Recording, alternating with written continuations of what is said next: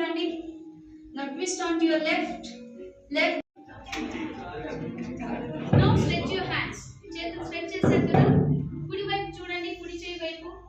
శ్వాస తీసుకోండి. కుడి మోకాలు ఒక్కటే వంచండి. Just bend your right knee. Very good. 1, 2, 3, 4, 5, 6, 7, 8, 9, 10. Inhale, remove the bend.